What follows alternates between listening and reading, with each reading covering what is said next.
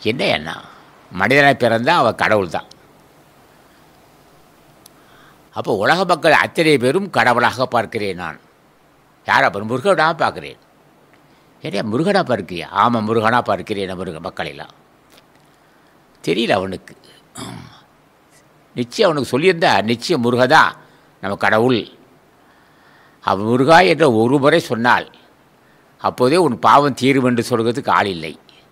ஆக இந்த கேஸ் இப்போ பேசுறது கேட்டால் ஒரு போலும் முருகா உலகத்திலே மிகப்பெரிய தலைவன் முருகன் தான்.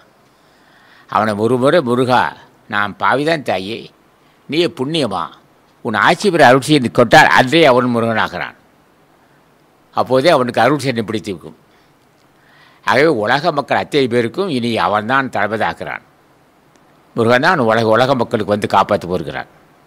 அவன் நேரம் வர முடியாது. நம்ம தொண்டர்கள் தான் நம்ம இது மாதிரி செய்ய போகிறார். ஆகவே நம்ம அன்பர்கள் தூய்மையான அன்பர்கள். அவர் தான் இந்த உலகத்துக்கு வழிகாட்ட வேண்டும். ஏன்னா இந்த இப்போ நடக்கிற ஆட்சியெல்லாம் சரிப்படாது. இப்போ நடக்கிற ஆட்சி தொடர்ந்து நடந்தால், இந்த ஆட்சி தொடர்ந்து நடந்தால், இது இல்லை நம்ம தமிழகம் மட்டும் இல்லை, இந்தியா மட்டும் இல்லை, உலகமே சொல்கிறோம். உலகத்திலேயே பண்பில்லை மக்கள்கிட்ட. தமிழக ஒரு கடுகு இது, இந்தியாவே ஒரு கடுகு தான். ஆனால் உலகம் பூராவும் நடக்கிற ஆட்சி அத்தனையுமே ஜீவத்தைவில்லை.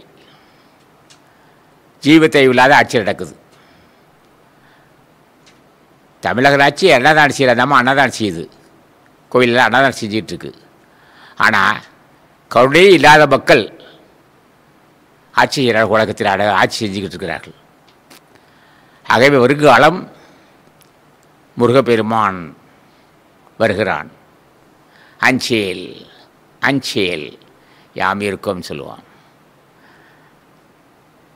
ஏன் எவ்வளோ பெரிய தலைவனாச்சு, 30 கிட்டத்தட்ட 3000 கோடி ஆண்டுகள், 3000 கோடி ஆண்டுகள் தவ செய்த மாபெரும் தலைவன் வர வேண்டிய அவசியம் என்னன்னா அந்த அளவுக்கு பலகீனப்பட்டிருக்கிறான்.